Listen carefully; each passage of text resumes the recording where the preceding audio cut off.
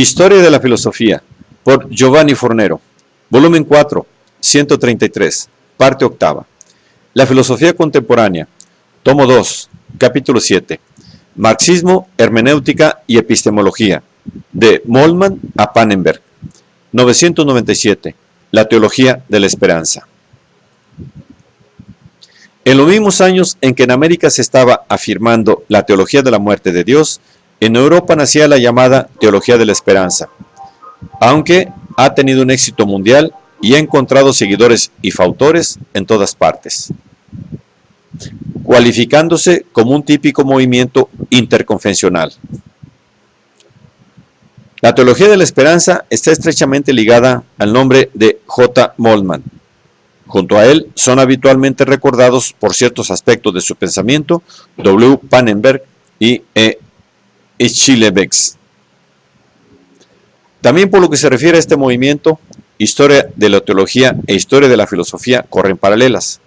En efecto, entre las solicitaciones culturales que han contribuido a la aparición de la teología de la esperanza o teología escatológica, sobresale sobre todo la filosofía de la esperanza del neomarxista E. Bloch, o sea, el pensamiento de un filósofo que, más que cualquier otro, ha defendido la tesis de la primacía categorial del futuro en la comprensión del hombre y del mundo. Es un hecho indicativo, declara Moltmann, que el estímulo filosófico de la nueva teología escatológica haya venido directamente del campo marxista y, ciertamente, de un tipo ateístico de filosofar.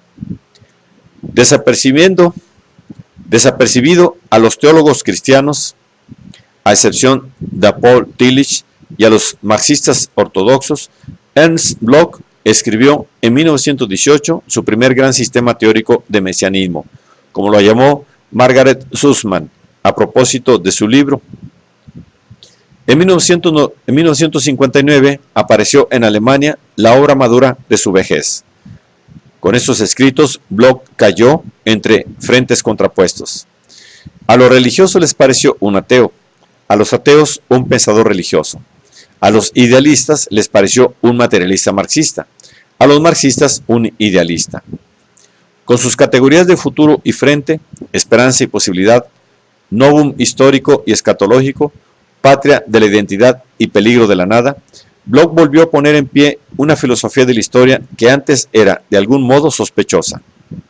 Su incesante interés por la Biblia y su ateísmo por amor a Dios lo llevaron cerca de los teólogos y estos a él. Su principio de la esperanza es algo totalmente diferente de la filosofía del proceso, de la teoría de la evolución o de una especulación sobre la historia universal. Es un proyecto filosófico de la esperanza frente al peligro. El futuro está abierto. Puede traerlo todo o nada, el cielo o el infierno. Es necesario decidir sobre el presente. Es comprensible que este pensamiento filosófico sobre el futuro y sobre el tiempo pueda, a su modo, ayudar a una teoría escatológica. Según la teología escatológica, la esperanza no constituye solamente una de las virtudes fundamentales del creyente, sino la dimensión misma de la fe y la óptica privilegiada de la teología. Remitiéndose a los estudios bíblicos de nuestro siglo, de G. von Roth y E. Käsemann, los teólogos de la esperanza opinan, en efecto, que el Dios hebraico cristiano es, por excelencia, un Dios de la promesa y del futuro. Tanto es así que ellos, en abierta contraposición a toda una tradición teológica y filosófica, proponen traducir la conocida autodefinición de Dios en la Biblia, yo soy el que soy, con la fórmula yo soy el que seré.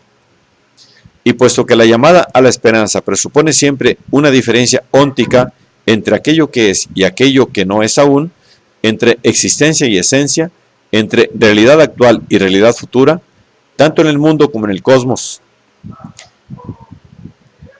La teología escatológica no cree en una adequatio rei et intellectus, o sea, en una realidad idéntica a la propia idea, sino más bien en la inadequatio rei et intellectus, o sea, en la separación entre la realidad como es y la realidad como debería ser. Esta manera de pensar, que implica una insatisfacción de base frente a lo existente, está acompañada de una actitud de abierta contestación del status quo. Paz con Dios, dirá Moltmann, significa discordia con el mundo. En otras palabras, como observa Metz, la autocomunicación de Dios en la Escritura se entiende como una palabra de promesa en la cual el anuncio es preanuncio del futuro y por lo tanto desmentido del presente. En virtud de este planteamiento histórico futurístico, la teología escatológica comporta el rechazo de toda forma de individualidad pía y autosuficiente, y el crítico rechazo de la historicidad desencarnada de los existencialistas y de los teólogos de la palabra, de Barth a Bultmann.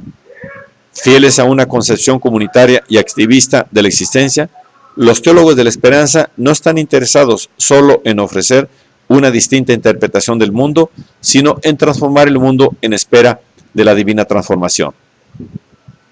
Dicho de otro modo, la teología escatológica no puede ser una doctrina de espera puramente pasiva, para la cual el mundo y su tiempo aparecen como una especie de sala de espera prefabricada en la cual se tiene que pasar aburridamente y ociosamente de una silla a otra, esperando que se abra la puerta del locutorio de Dios. Debe, más bien, autocomprenderse como escatología crítica y productiva, bien consciente de que la creencia en un Dios sin futuro ha producido históricamente el ateísmo de aquellos que buscaban un futuro sin Dios. En efecto, mientras la fe cristiana eliminaba de su propia vida aquella esperanza futura que constituye su nervio y transfería el futuro aún más allá o a la eternidad, la esperanza emigraba fuera de la iglesia y bajo algún aspecto deformado se volvía siempre de nuevo contra ella. En consecuencia, aún sin reducirse a esperanza puramente intramundana y por ello atea, la esperanza ultramundana del cristianismo, que puede encontrar su cumplimiento solo en la resurrección de los muertos, debe ser capaz de servir de estímulo a una confiada y ejemplarmente comprometida acción en el mundo. Impedir la emigración de la esperanza fuera de la iglesia y al mismo tiempo volver a llevar al cristianismo y a la teología a su sustancia propia, he aquí la tarea fundamental que la teología de la esperanza, en un contexto histórico de universal esperar, como fue el de los años 60, se ha propuesto llevar a cabo en nuestro siglo.